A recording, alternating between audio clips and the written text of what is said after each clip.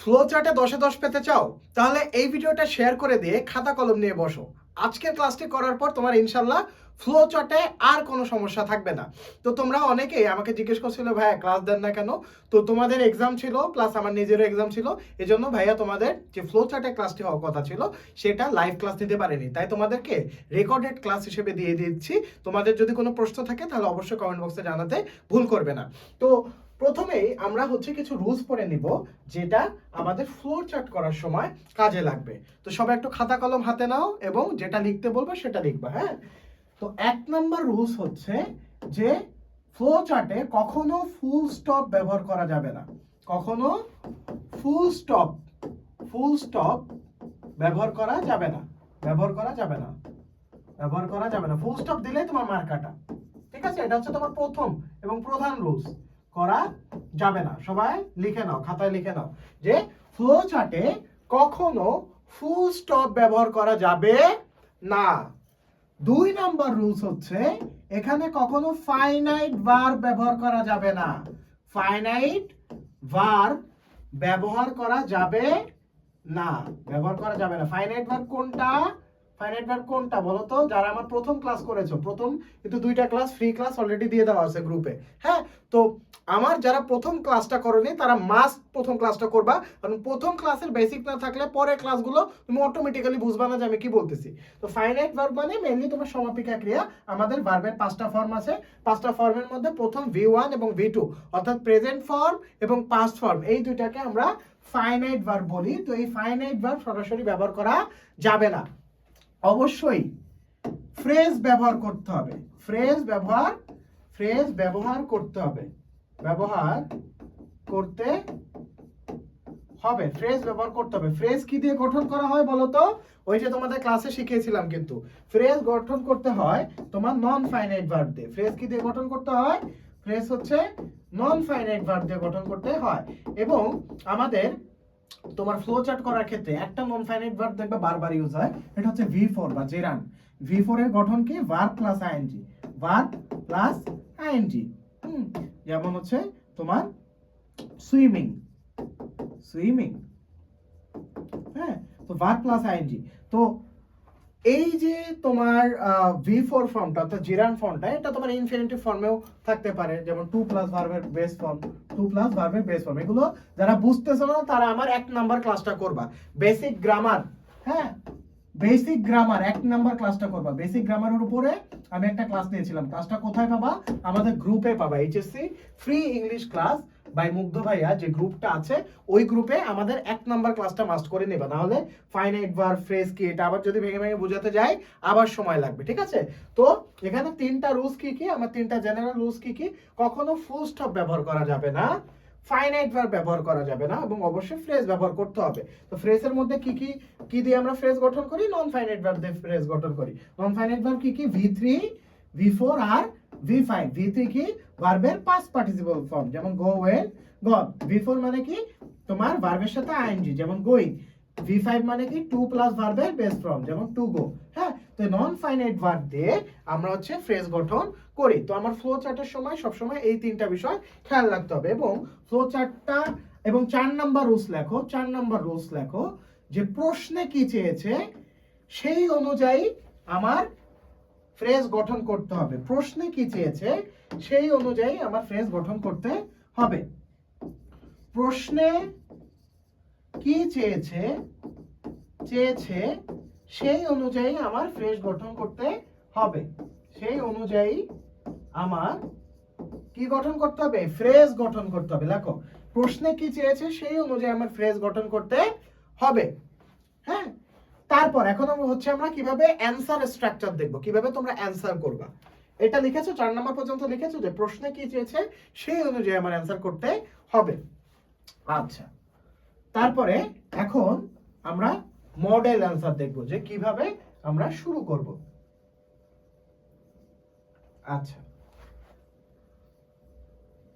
তো এখানে তোমরা শুরু করবা। 5 নাম্বার রুলস হচ্ছে শুরু করবে এটা লিখে যে hair is a flow chart. Hair is a flow chart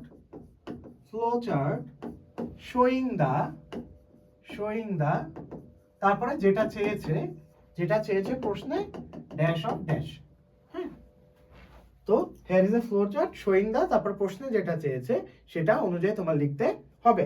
তারপর ফ্লো চার্ট অনেকে তোমার হরাইজন্টালি দাও বা অনেকে ভার্টিক্যালি দাও, ভার্টিক্যালি বলতে এরকম দাও অনেকে, আবার অনেকে এরকম দাও। হ্যাঁ, তো যার যেটা সুবিধা সেটাই দিতে পারো, বাট আমি হচ্ছে ভার্টিক্যালি দিতাম। ভার্টিক্যালি দিতাম বলতে যে এরকম করে দিতাম। হ্যাঁ, এরকম করে দিতাম। এরকম করে দিলে যে জিনিসটা হতো, নিচে ভালো একটা তোমার জায়গা পাওয়া যেত। হ্যাঁ, নিচে ভালো একটা জায়গা পাওয়া যেত, বাট হরাইজন্টালি দিলেও তোমার সমস্যা নেই। তবে মেইন যে জিনিসটা খেয়াল রাখতে হবে সেটা হচ্ছে তোমার সিকোয়েন্সটা। হ্যাঁ, এই যে এভাবে দিবা, এভাবে দিবা, এবং অ্যারো চিহ্নটা মাঝখানে অবশ্যই দিয়ে দিবা, অ্যারো চিহ্ন দিয়ে দিবা। ওকে, অ্যারো চিহ্ন দিয়ে দিবা। এবং তোমার এই যে বক্সটা, এটা অবশ্যই পেন্সিল দিয়ে দিবা, পেন্সিল দিয়ে দিবা। কারণ কলম দিয়ে দিলে তোমার তো জানো না যে তোমার জায়গা কতটুকু বেশি লাগবে কম লাগবে। পেন্সিল দিয়ে বক্সটা টানলে পরবর্তীতে মুছে আবার ওই অনুযায়ী লেখা অনুযায়ী ঠিক করতে পারবা। কিন্তু কলম দিয়ে দিলে কিন্তু পরে আর চেঞ্জ করার তোমার সুযোগ থাকবে না। তাই জিনিসটা মাথায় রাখবা। আর এখানে তোমার নীল কালি দিয়ে তোমার 1 2 3 এভাবে সিকোয়েন্স দিয়ে লিখবা। ঠিক আছে, এবং প্রথমটা তোমার অবশ্যই দিয়ে দেওয়া থাকবে ওই যে স্ট্রাকচার অনুযায়ী তোমার পরেরগুলো করতে হবে। অর্থাৎ প্রথম ডেমো অ্যান্সারে যেটা থাকবে সেই নন ফাইনাইট ভার্ব ইউজ করতে তোমার হবে, সেই নন ফাইনাইট ভার্ব তোমার ব্যবহার করতে হবে। তো চলো এখন আমরা প্র্যাকটিক্যালি দেখে আসি যে কিভাবে তোমরা সলভ করবে। হ্যাঁ, তো এখানে আমরা একটা বোর্ড কোশ্চেন দেখে আসি। এই যে তোমার একটা বোর্ড কোশ্চেন। হ্যাঁ, এই যে একটা board question, the history of Bengal is the history, আমাদের 1952 সালে ভাষা আন্দোলন নিয়ে বলা আছে।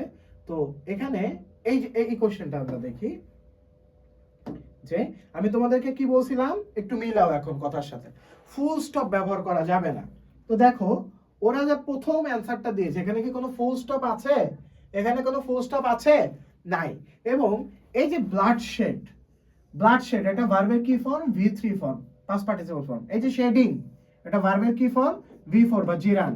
অর্থাৎ প্রথমে যেটা থাকবে সেই অনুযায়ী তোমার স্ট্রাকচার হবে, প্রথমে যেটা থাকবে সেই অনুযায়ী স্ট্রাকচার হবে। অর্থাৎ প্রথমে যদি V4 থাকে তার মানে আমার সবগুলোতে V4 ব্যবহার করতে হবে, এবং লাস্টে কি দেওয়া যাবে না? ফুল স্টপ দেওয়া যাবে না। আমি কি বলছি যে here is a flow chart showing the, তারপর কোশ্চেন যেটা আছে সেটা লিখবে। কি বলছে যে read the text and make a flow chart showing the. এই যে কোশ্চেনে শোয়িং দার পরে কি আছে? Historical background of the emergence of Bangladesh. Historical background of the emergence of Bangladesh মানে বাংলাদেশের উত্থানে যে ঐতিহাসিক তোমার ব্যাকগ্রাউন্ড আছে বা এই ঐতিহাসিক ব্যাকগ্রাউন্ডটা সম্পর্কে তোমার লিখতে বলা হয়েছে। ঐতিহাসিক ব্যাকগ্রাউন্ডের মধ্যে কি আছে? শেডিং ব্লাড ইন 1952, মানে আমাদের যে রক্তক্ষয়ী একটা যুদ্ধ হয়েছিল, সেই জিনিসটা আমাদের প্রচুর রক্তপাত হয়েছিল 1952 সালে, শেডিং ব্লাড। তো আমার যে কাজটা করতে হবে এটা হচ্ছে সবগুলো V4 ফর্মে বানায় দিতে হবে। শেডিং ব্লাড ইন 1952, এটা একটা কি? একটা হিস্টোরিক্যাল ব্যাকগ্রাউন্ড, এটা আমাদের হিস্টোরির একটা অংশ। তো আমার বাকিগুলো কি করতে হবে যে একটা ভার্ব মানে খুঁজে বের করতে হবে, ওই ভার্বের সাথে আইএনজি যোগ করে আমার V4 এ কনভার্ট করতে হবে, এবং কোনো ফুল স্টপ দেওয়া যাবে না। তার মানে শেডিং ব্লাড ইন 1952 এটা একটা ইভেন্ট বা এটা একটা ঘটনা। হ্যাঁ, তো এখন আমরা একটু পড়ি। তো এই যে দেখো এখানে কোথা থেকে পাইছি শেডিং ব্লাড ইন 1952, এই যে এখান থেকে পাইছি উই শেড ব্লাড। তো দেখো শেড ব্লাড আছে কিন্তু, হ্যাঁ শেড ব্লাড আছে, তো শেডের সাথে আইএনজি যুক্ত করে আমরা কিন্তু V4 করে দিয়েছি। তাই এইরকম তোমার যেগুলো ভার্ব আছে ভার্বের সাথে আইএনজি যুক্ত করে দিতে হবে। শেড ব্লাড ইন 1952 এটা একটা ইভেন্ট। হ্যাঁ, তারপরে কি আছে? Though we were the victors in the election we could not form a government then. তারপরে 1958 আইয়ুব খান ডিক্লেয়ার্ড, এই যে ডিক্লেয়ার্ড মার্শাল ল, এটাও একটা ইভেন্ট। মার্শাল ল, আইয়ুব খান ডিক্লেয়ার্ড মার্শাল ল। তো এখানে সাবজেক্ট থাকা যাবে না, এখানে ভার্ব দিয়ে শুরু করতে হবে, আইয়ুব খান দেওয়া যাবে না। হ্যাঁ, তো ডিক্লেয়ার্ড এটা কি? একটা ভার্ব। তো এটার সাথে আমি কি দিতে পারি? Declaring martial law. এই যে ডিক্লেয়ারের সাথে আইএনজি যুক্ত করে দিলাম, তারপর মার্শাল ল দিয়ে দিলাম। এই যে আমার একটা ফ্রেজ হয়ে গেল মার্শাল ল। এখানে কোনো সাবজেক্ট থাকা যাবে না, যেহেতু আমার এখানে সাবজেক্ট থাকার কোনো প্রশ্নই ওঠে না, সাবজেক্ট থাকা যাবে না। হ্যাঁ, আমার যে ভার্ব খুঁজে বের করবো, ভার্ব খুঁজে বের করে এর সাথে আইএনজি বসায় দিব, টুপির মতো পরায় দিব। ঠিক আছে, আচ্ছা অ্যানসার ফর দ্য 10 ইয়ার্স আমরা আরেকটা পেয়ে গেলাম। In 1969 we launched the 6 point movement. এই যে আরেকটা পেলাম, লঞ্চ। উই দেওয়া যাবে না, কারণ এটা সাবজেক্ট। লঞ্চটা হয়ে যাবে কি? লঞ্চিং হয়ে যাবে, যে launching the 6 point movement. Launching the 6 point movement, launching the 6 point movement, 6 point movement. ঠিক আছে, এই যে আরেকটা পেয়ে গেলাম। তারপরে when after the movement movement of 1969 Ayub Khan fell from power, fell from power and Yahya Khan assumed the, আচ্ছা fell from power এটাও একটা ঘটনা, fell from power। তো fell from power এটা কি দিবা, যে falling from power, falling from power এটা দিতে পারো, এটা একটা ঘটনা। হ্যাঁ, তারপরে would give us a constitution and restore democracy। আচ্ছা, I have made President Yahya Khan, I have made a request। আচ্ছা, এই যে মেডটা কি করে দিবা, making a request, making a request to him, হিমের বদলে তুমি ইয়াহিয়া খান দিতে পারো, making a request to president Yahya Khan. এটাও একটা হিস্টোরিক ঘটনা বা হিস্টোরিক তোমার ইভেন্ট। হ্যাঁ, তারপরে we will carry out a discussion in the assembly। হ্যাঁ, carry out the discussion in the assembly। তো carry out এর জায়গায় তুমি carrying out দিতে পারো, carrying out our discussions in the assembly। তো এইভাবে তোমার যে ইভেন্ট গুলো আছে, তোমার প্রথমে খুঁজে বের করতে হবে ভার্ব, ভার্বটাকে তোমার বানাতে হবে নন ফাইনাইট ভার্ব, ভার্বটাকে কি বানাতে হবে, তোমার নন ফাইনাইট ভার্ব বানাতে হবে। তারপরে তোমার লিখতে হবে যেমন শেডিং ব্লাড, তারপরে এখানে যা যা লিখলাম এগুলো, তারপরে হচ্ছে ডিক্লেয়ারিং মার্শাল ল। হ্যাঁ, তারপরে হচ্ছে তোমার এখানে কি বললাম, যে লঞ্চিং দ্য 6 পয়েন্ট মুভমেন্ট। ওকে, তো এই জিনিসগুলো লিখতে হবে। আমাকে একটা জিনিস মাথায় রাখতে হবে যে প্রশ্নে কি চেয়েছে, স্ট্রাকচার কি আছে, এবং সেই অনুযায়ী আমি কি লিখছি। প্রশ্নে কি আছে, স্ট্রাকচারে কি আছে, এবং সেই অনুযায়ী আমি কি লিখেছি।